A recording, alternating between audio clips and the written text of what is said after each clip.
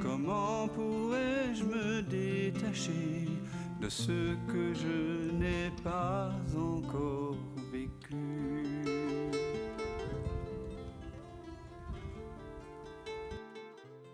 Et oui, j'avais envie de communier un peu avec chacun, avec tous, dans l'esprit de Noël, qui en soi est une fête magnifique, bon, dont on a un petit peu, on a un peu dévié de l'essentiel du message du Christ, qui lui-même est déjà très dévié dans l'Église, qui en a fait un message messianique, hein, de connaissance plus tard que maintenant et ailleurs qu'ici. Et quand on lit le fameux évangile de saint Thomas, que vous connaissez peut-être, certains d'entre vous, il ne le voit pas, hein, d'ailleurs. Ah ben non, vous ne le voyez pas, je vous tends un livre que vous ne voyez pas, mais vous entendez ce que je dis. On a découvert, disons que dans les évangiles canoniques, les 4 reconnus par l'Église, le message de Jésus est très rarement non-duel, de façon expresse, de façon directe. Il y a quelques perles non-duelles, comme par exemple lorsqu'il dit « Avant qu'Abraham ne fût, je suis », ou par exemple « Le Père et moi sommes un », ou encore « Le royaume est en vous et autour de vous ». Il y a quelques autres occurrences également, mais il y a toutes ces perles non-duelles sont perdues dans un fatras d'histoire, de miracles, certains avec du bon sens, donc on peut tirer on va dire une morale, mais aussi peut-être une sorte d'évidence non-duelle, comme par exemple le retour du fils prodige, donc de retour vers le Père, la nostalgie du retour vers ce que nous sommes déjà. Mais c'est quand même très peu explicite.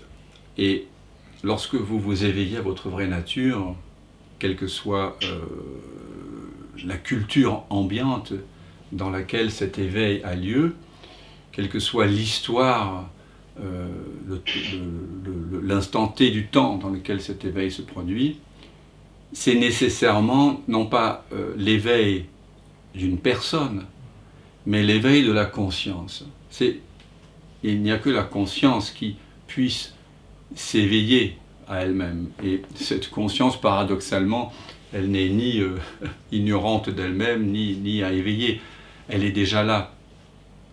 Donc, il y a une sorte de dévoilement qui a lieu soudainement, et cet espace silencieux de conscience se réalise, dit-on, elle-même. Et ensuite, lorsque cette vérité profonde se retrouve complètement et dégager des identifications à une personne, à une fonction, à quelqu'un, ensuite, évidemment, la personne va exprimer cette vérité d'une façon qui est différente selon la culture dans laquelle cet éveil impersonnel a lieu. Mais, et c'est pour ça que bien sûr, entre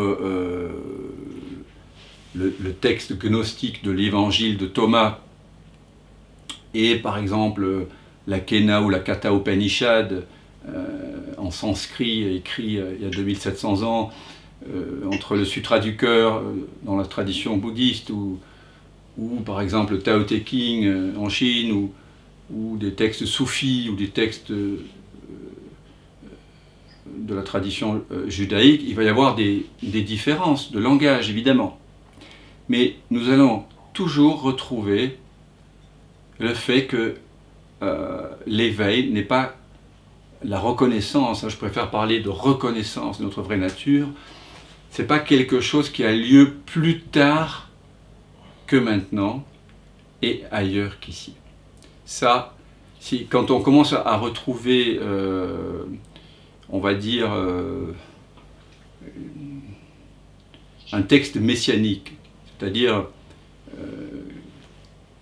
avec l'attente de quelqu'un, de l'arrivée de quelque chose, ou si l'Apocalypse est pour plus tard, hein, l'Apocalypse signifie révélation en grec, eh bien c'est que ça ne vient pas de quelqu'un qui a réalisé sa vraie nature et qui parle directement de son expérience, de son fond propre. Alors, on a trouvé en 1946 à Nag Hammadi, lors de fouilles en Égypte, donc à Nag Hammadi, on a trouvé toute une bibliothèque gnostique. La gnose, c'est donc en grec le savoir, le vécu direct de ce savoir, la gnose, c'est ça que ça signifie. C'est pas un savoir intellectuel, c'est savoir qui l'on est et le vivre directement. Et donc on a découvert toute une bibliothèque gnostique dissimulée dans des amphores, c'est incroyable cette histoire, et qui semble dater du IIIe siècle après Jésus-Christ, et notamment ce texte de l'évangile de Thomas.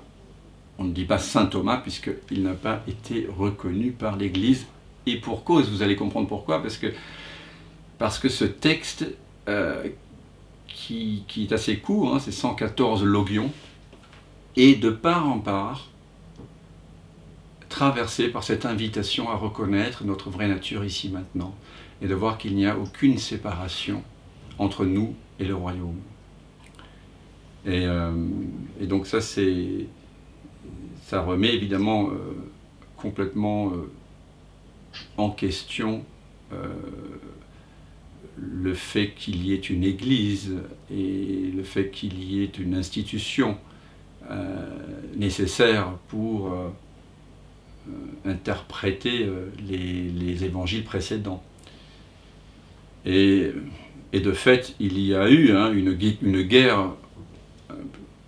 L'Église s'est imposée par la guerre, et par le meurtre, par l'assassinat, par la censure, en partie en tout cas, au IIIe siècle. Et les gnostiques se cachaient. C'est peut-être pour ça que nous ne faisons pas cette entrevue sur une grande chaîne de télé publique.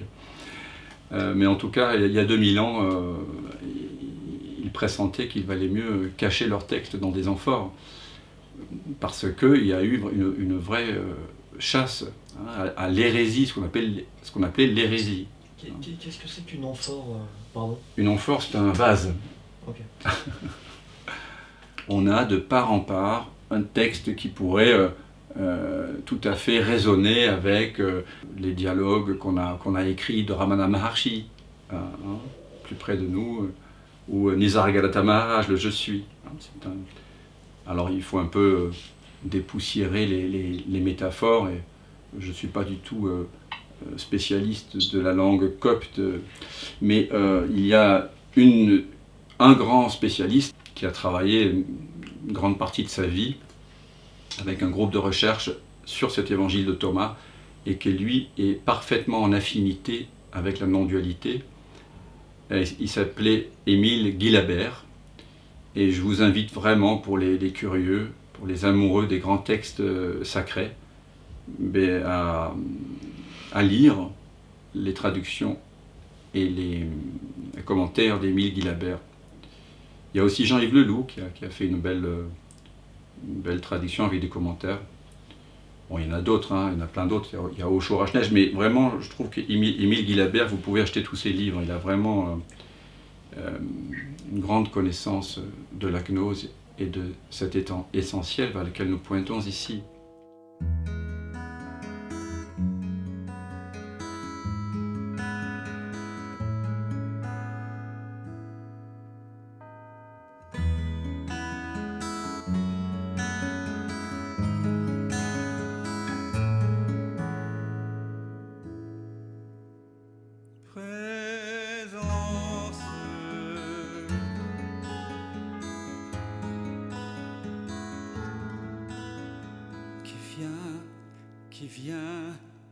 qui vient de l'absence.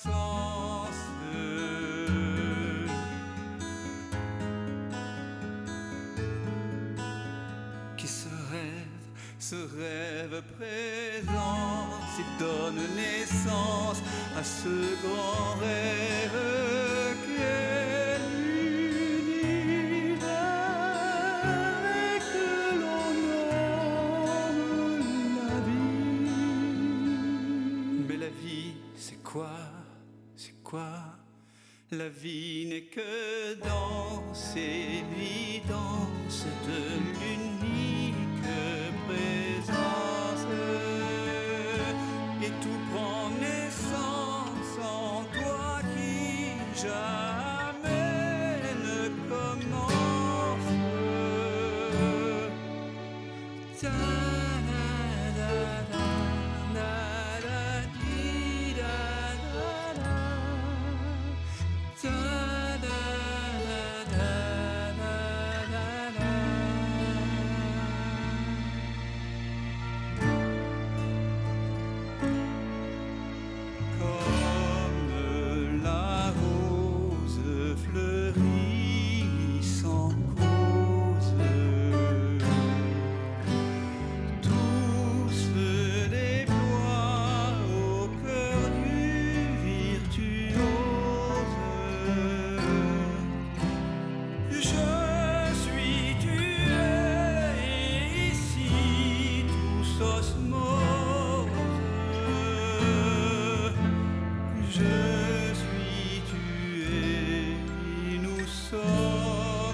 Comme elle fait de la même substance,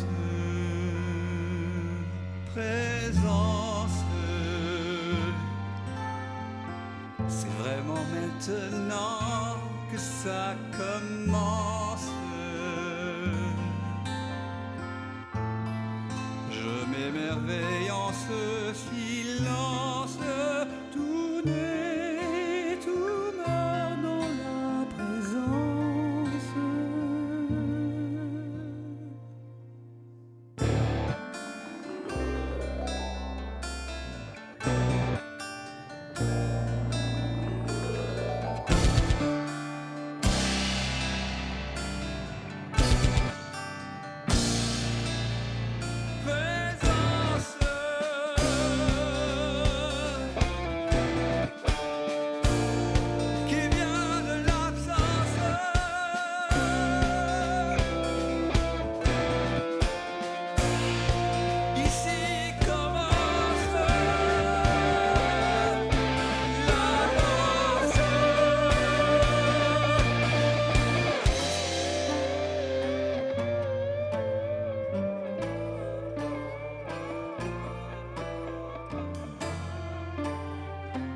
J'ai tant cogné à ta porte pour te connaître, vérité.